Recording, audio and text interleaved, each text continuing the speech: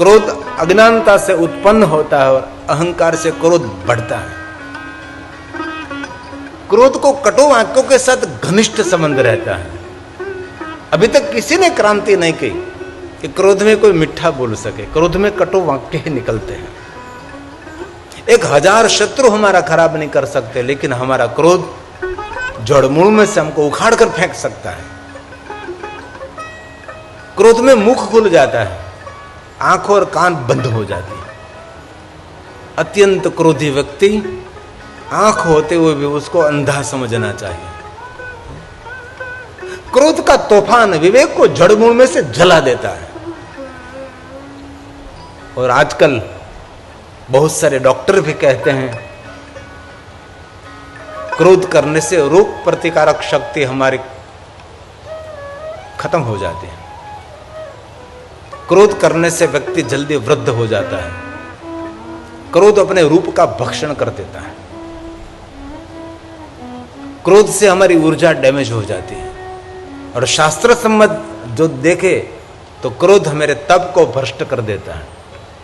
जब काली क्रोध कर रही थी, महाकाली, तब स्वयं शंकर भगवान ने क्रोध पर बहुत प्रवचन किया है काली को समझाने के लिए। काली शांत हो जाओ आप, क्रोध को चांडाल कहा है काली। जो व्यक्ति क्रोध कर रहा है उसको स्पर्श करने से पवित्रकरण करना पड़ता है। जिनको क्रोध आ रहा है उसको स्पर्श करने से स्नान करना पड़ता है, नहाना पड़ता है।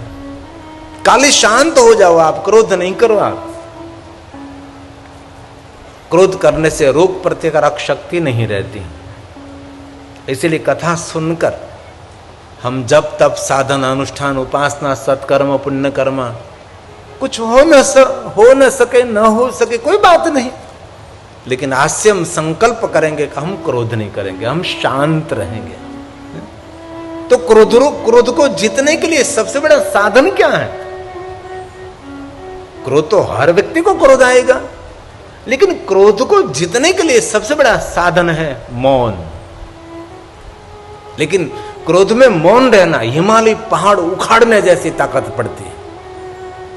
हिमालय पहाड़ को उखाड़ना सरल लगता है, लेकिन क्रोध में मौन रहना बहुत कठिन है। लेकिन जिन्होंने क्रोध में मौन रह लिया, समझो क्रोध को जीत लिया आपने।